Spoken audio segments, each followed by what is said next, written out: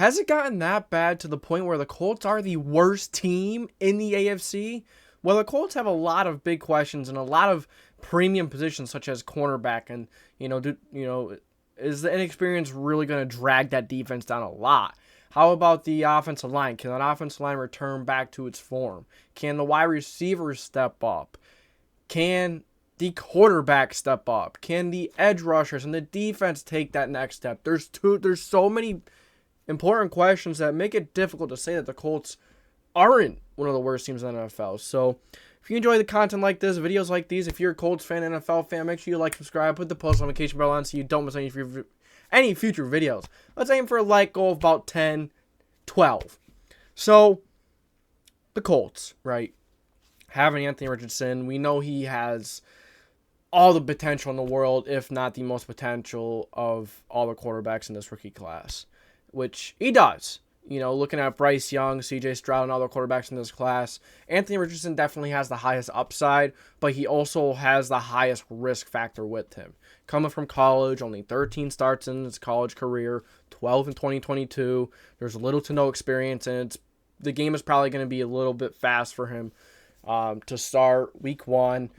But I see him starting week one. Jim Irsay has already came out and said that Anthony Richardson needs to play to get better, and that's it. That's Jim Irsay kind of indicating that he's not going to let Gardner Minshew try out the week one, September 10th versus the Jacksonville Jaguars. I don't think it's going to happen.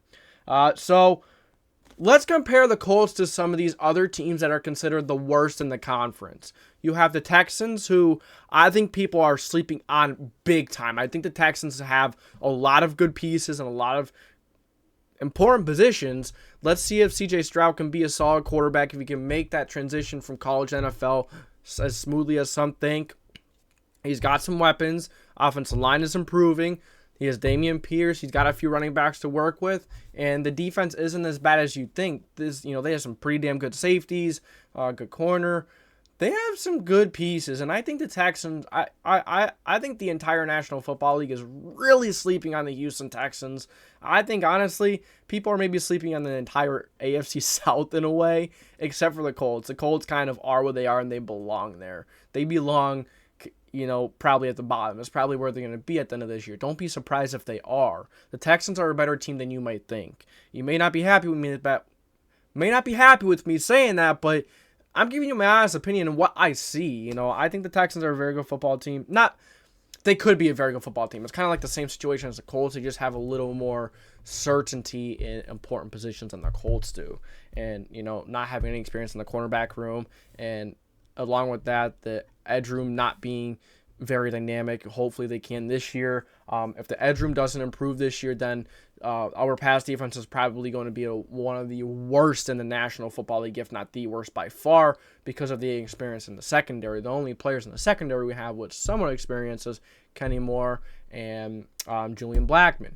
You do have Delias Flowers, probably has like 20 snaps in his career, but after that, you have no other corners that can play the boundary that have some kind of experience. I hope Chris Ballard goes and signs a veteran cornerback with some kind of experience. It doesn't even matter who it is at this point. If it's, Marcus Peters would be probably the best case scenario. You do have William Jackson, Ronald Darby. You have a lot of, Bradley Roby. There's a lot of options out there for Chris Ballard and the Colts to consider, and I hope he does. I hope he doesn't stay stubborn.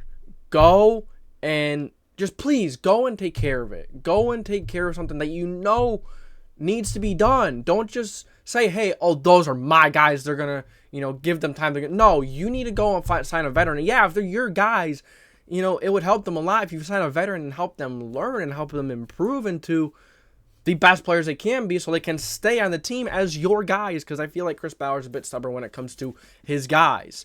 But I think they have the talent. They don't have anyone to look up to. They don't, but for the boundary, Kenny Moore's a slot guy. He's a great veteran. He's great. He's a great word. He's a leader. But how about the boundary? How about some guys that can play the boundary effectively? Kenny Moore could play the boundary, but he's not ideal for the boundary. So he's even been inconsistent in the slot, if we're being honest. So move on to the Texans. We talked about the Texans a little bit. I think they're much better than people think. You got the Raiders. The Raiders, at least they have a quarterback that has experience and that finds a way to win. Maybe he's not elite. Maybe he's not great, but he finds a way to to get it done. Now, did Kyle Shanahan and that system really benefit Jimmy Garoppolo last year? Absolutely. But they have the best receiver in the National Football League in Devontae Adams. They have a very good running back. The offensive line is not very good, but then you still have some good weapons. Hunter Renfrow is still solid. Don't sleep on him. Jimmy Garoppolo can get the ball out. He can diagnose the defense. He's in a system with Josh McDaniels. Even if you think and then their defense is probably going to be the worst, if not the worst in the NFL. I think them and the Colts, I think the Raiders and the Colts may actually compete for the worst defense in the National Football League this year. I will not be surprised if they're 32-31. Either way, the Raiders, man, they at least have some certainty in some important positions. At least they have some of the best players at some positions. The Colts have some pretty damn good players like DeForest Buckner is the top. Grover Stewart is probably the best one tick in the National Football League, one of the best.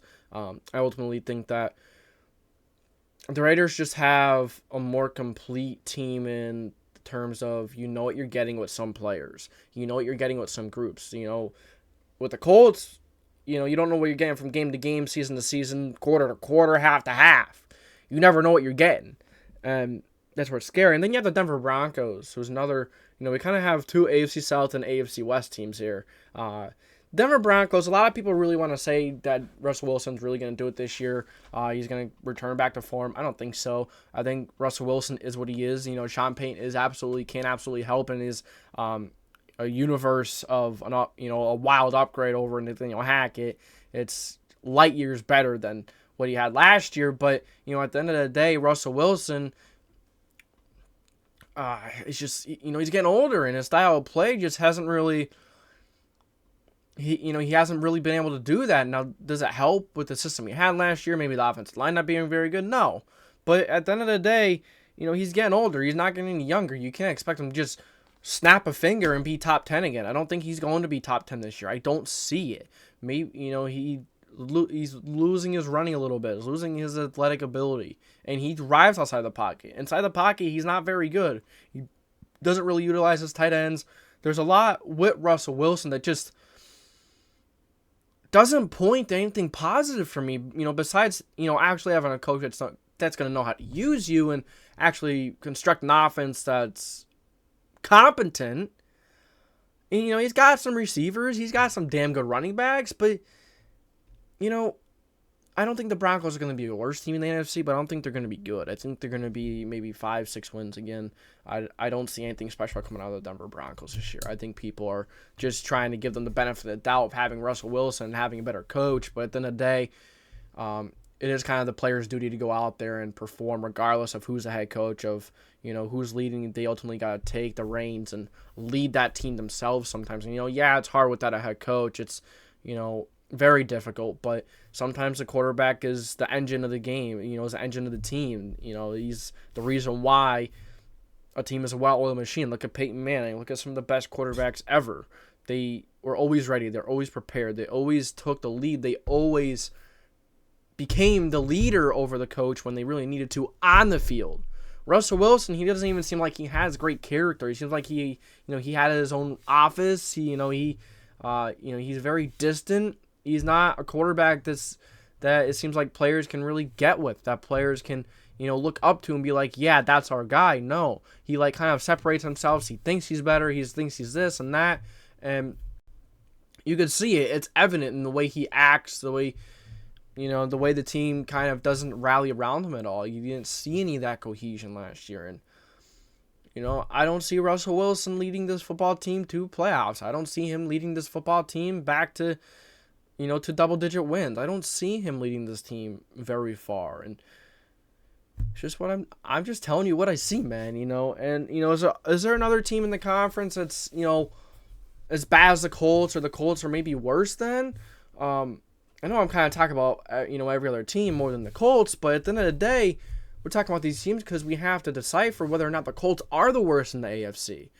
So we talked about the Raiders, the Texans, the The Broncos. Is there any other team, that's really that bad? No. The Patriots, they're a well-rounded team. They may not have Tom Brady. They may not be a double-digit win team, but they may be a team that could win 8 or 9 games and give you a run for your money. It doesn't matter who you are or who they're playing. They're going to give them a run for their money. Maybe they won't take it to the next step and be able to put games away over those teams and really take the reins, but the Patriots are a very good football team. They shouldn't be put in this conversation. Don't know why. I just kind of want to talk about them a little bit, bring them up maybe. And that, you look at the NFC North, that whole division is stacked. So you got the AFC West, Chiefs, absolutely not. They're the best in the AFC, best in the NFL. Chargers, no, they're absolutely not the worst in the AFC. Raiders and Broncos we talked about. AFC South, you got the Colts. I don't think any other team is going to be as bad as the Colts. I think people are really sleeping on this Texans team and what this Texans team really can be and what they already have. So with the Colts being the worst team in the AFC, I will have to say yes, I think they are. I honestly think that the Colts are, because if you look at this team, they have so little in the most important positions in the game of football. In even the positions that Chris Ballard and this team is supposed to be built around aren't even strong. They aren't even, the vocal point. I mean, yeah, they're trying to be the vocal point, but they're not capable of being the vocal point. You look at the offensive line, and it's just like, can it return to form? Can it come back? I hope so. And we think it could.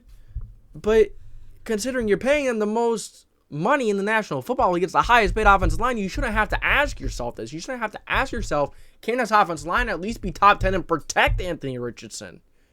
It shouldn't be a question. Yet we're struggling to be great at the positions that are focused on by this resume, by this general manager and Chris Ballard. He focuses on the trenches. He focuses on the defensive line and the edge rushers. Yeah, he doesn't have the edge rushers up to par. The edge rushers are okay. They're maybe average, maybe. But they have never taken that next step that he's always talking about. We need a win in the trenches. He's done very good with the linebackers. I'll give him that. Other than that, and he did very good with the offensive line for the first couple of years. He's trying to figure it out again. Fair. You have a very good offensive line for, 3-4 years in the NFL, one of the best, if not the best. It's difficult to maintain that. Hopefully he can get it back to this year. I'll give him the benefit of doubt there maybe. But at the end of the day, there's too many huge questions at the important positions like quarterback. We know Anthony Richardson has the most potential, but we also know that he has the highest bust percentage of any of the quarterback coming out last year. Probably all time, honestly. You look at Anthony Richardson, he only started 13 games in college. 12 last year. Don't get me wrong. It's great work ethic, great character, and you love the kid, and we're rooting for him because he's our guy. He's our future leader. We hope so. I think he absolutely could become the guy. But until he does, we can't put our eggs in the basket and count them if he's not there yet. You can't say, yes, the Colts are going to be a great football team if he's not there yet. You can't say he's going to be a top 5 quarterback if he's not even there yet. He can be, but he's nowhere near there yet. He's got a lot of work to do, and he knows that himself. That's why I love Anthony Richardson. He knows he's got work to do, but he loves the game, and that's very important. And I think the Colts are a great franchise to take care of a quarterback like this. I know it kind of sounds like, oh, what did you do with Andrew Luck? What'd you do with this? But I think Chris Ballard is actually a good general manager for giving him a chance, for building around him and giving him the best opportunity possible. Right now, the Colts just aren't in that spot to be that team, to be the team. No, they don't have the guy. They can't, they don't have a playmaker at cornerback. There's so much inexperience. I mean, it'd be nice if Julius Brents takes off this year. Awesome. But you can't say he is going to. You can't say he will. You have to step back and realize that if he doesn't, which, not every cornerback comes out like Sauce Gardner every year. Not every cornerback comes out and plays like an elite cornerback like Sauce Gardner does. He was elite last year. He was. Not every cornerback comes out and plays like that right away.